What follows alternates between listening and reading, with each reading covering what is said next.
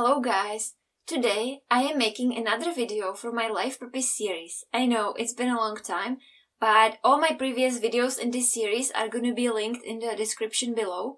For those of you who don't know what that is, it's basically my series about how to find a life purpose and what it is, different angles about how to approach it. And I'm basically talking about primary life purpose, which I think is same for everybody, and it is to enjoy the present moment. So it's like this depth with which you are able to enjoy yourself. And then secondary life purpose, which can be your occupation, your job, what you're going to dedicate your life and time to, what you're going to be working on. And so this is this division which I made. And today I'm actually going to be connecting these two purposes, sort of, into one. And I'm actually going to be talking today about something which is called flow phenomenon, which was described by positive psychologist Csikszentmihalyi. He was really researching this in his experiments and writing books about that. And what is flow technically? It's basically when you have some hobby or some work which you truly enjoy and you get totally immersed in that. You forget about yourself, about your life, about how it looks, about everything, and you just immersed deeply in this activity. It's also connected to the system that you are basically working on something, on some goals, and you immediately know how you did. For example, if you enjoy playing tennis and learning how to play tennis, one of the first things you will learn is how to play the ball, and before you can play in a game with somebody maybe. And so the fact whether or not you manage to play the ball, you will see immediately the result of this action, and you can work on yourself and get better and better at it. And also how flow can be determined is that there is total concentration and you have distorted perception of time. For example, if you ever live through this experience, you might know that as you are in the flow, it might seem like it takes a long time or you are just in it and you're enjoying yourself, but when you are out of the flow and you look at what time it is, you will see that actually hours pass by and you might feel like only minutes pass by. So you have distorted perception of time, but this is kind of more or less subjective, I would say. Also, what can happen is that you can get into flow and not having the intention of getting into it. Maybe you start doing some activity like you have to do something like some chores in your house or in the garden, and you get totally lost in that. And when it's over, you feel like you actually maybe had a good time in a way. And this is like the optimal experience you might have in your life if you are able to get into the flow. And this is actually a way in which beautifully connects primary and secondary life purpose, which I described to you in my previous episodes, because at the same time you are in the now and enjoying everything you're doing, but also you are working on something and bettering yourself. Because in life we can have joyful experiences when we maybe eat something we like, and it's like this instant pleasure we have. But also we can have joy from working on something and putting ourselves into something and growing as we are doing that. And after that, we might feel really proud of ourselves, what we managed to do. Now, you might tell me, well, okay, I understand what is flow. However, I don't like going to my job and I was hoping that I will learn something about how to find my life purpose and work on my life purpose in my work. And to this, I would tell you, there was actually a really interesting experiment which Csikszentmihalyi researched, and it was that he was studying actually people when they were in their work and when they were in their free time. And he found out in his research, I will leave a link for it down below, that people actually were saying that they don't like their work and they like their free time, and they wished to be less in work and have more free time. But at the same time, they reported that it was more often for them that they experienced flow when they were in their work than when they were in their free time. And so this actually connects to my previous episode in this series, because in my previous episode I was actually telling you that it's important to know yourself and who you are and what you like, because as you can see in this study, these people maybe weren't even fully aware of the fact that they enjoy themselves in their work, because this is like a paradox, I think. They think they don't like their work, but they enjoy themselves. It's like a strange thing, really, if you think about it. Also, you might say, okay, I can get into flow in my work, but I still don't like my work in general. I don't want to do it. I would tell you, even if you hate your job, the only thing what I came up with, how you can really do it, is by you starting to work on something which you would enjoy in your free time and getting into flow more often in your free time. And for this, I actually have examples of scientists which I got from the book written by Csikszentmihalyi, and I actually read this book of his. It's called Flow, The Psychology of Optimal Experience, and I will leave a link for you below. And he gives examples of scientists where the scientists, they were doing some daily job, and inventions they came up with, they actually invented when they had their free time and they were doing something just for fun.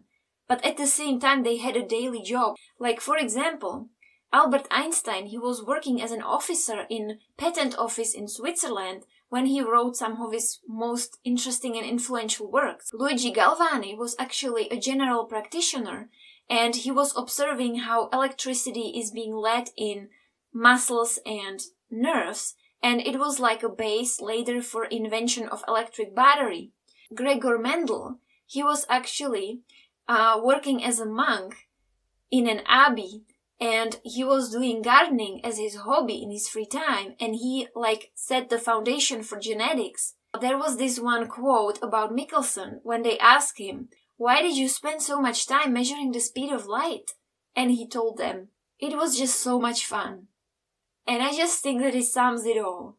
Like, they were not doing it for money. They actually were doing something in their free time which had much better results than their daily jobs. Because Albert Einstein is not famous for being officer.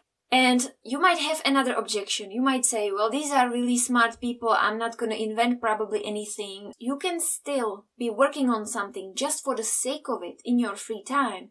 And maybe, just maybe, if you work on it long enough, and you will get into it, and you will maybe find like-minded people, and you will have this new hobby of yours, maybe with time, it's just because you enjoy yourself. Sometimes in life what can happen is that all these doors are starting to open for you. Maybe you will suddenly see possibilities about how you can connect your free time and your work, or how you can make a career change. Because it's really difficult to think about career changes when you don't have the foundation laid out for yourself.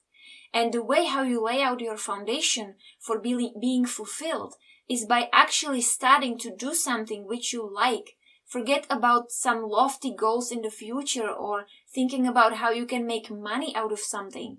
You know, it can come. I'm not saying it can't. It can be maybe even sooner than you think. But first, you have to really put yourself into something, or maybe lose yourself into something as would go with the flow. And then you can maybe see, if you really develop a hobby, you will maybe see, oh, I really enjoy this. Maybe I will go back to school and make a career change. You know, it may take years for you, but if you want to be fulfilled in life, there's just going to be some input which you have to put into it before you start to see the fruits of your actions, you know.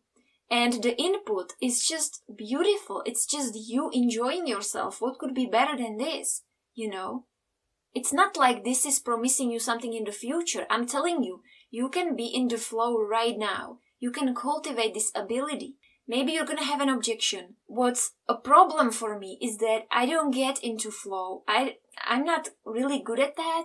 Well, as Csikszentmihalyi is writing in his book, which I already told you here, there are two obstacles and it kind of makes sense. The first one is that you lack attention and concentration. You're not able to focus. It's partially because we live in this time where we are constantly distracted by something, but this is something you have to work on yourself and developing habits. I have multiple videos about habits building. It's all on my channel. I will leave links below. If you have attention problems, you can do a simple exercise every single day. You will set a timer and for 5 minutes you will focus on some object or on some thought or something abstract, but you will pick one thing and you're going to focus on it and nothing else. And you can develop this ability. Like, for example, I have here a hair tie. So I could maybe take this hair tie and focus on it for 5 minutes and do nothing but to observe this hair tie. The simpler the object is, the better. the second reason why people are not able to get into flow very easily can be lying within their personality, because if you have problems with like self-confidence or being comfortable in your own skin and like around other people, this itself can prevent you from getting into flow. Imagine a person who likes dancing, but when there are other people, this person might feel so insecure that they will never get into flow because they're going to be so self-conscious and they're going to think like, everybody is watching me, I can get into flow because what would they say? Maybe I would dance in some funny way and they would laugh at me. Or this can even happen to if you are alone and working on something at your house. You might still feel insecure. You might be working on something and constantly thinking like, what would people say if they saw me? What would say if they saw what I'm doing? Or something like that.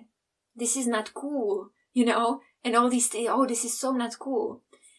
Also, what might be a problem if your self-confidence is too high, because you might be so self-centered and so self-absorbed that everything you're doing is just serving your interests, and you're not able to release yourself in some activity and forget about yourself.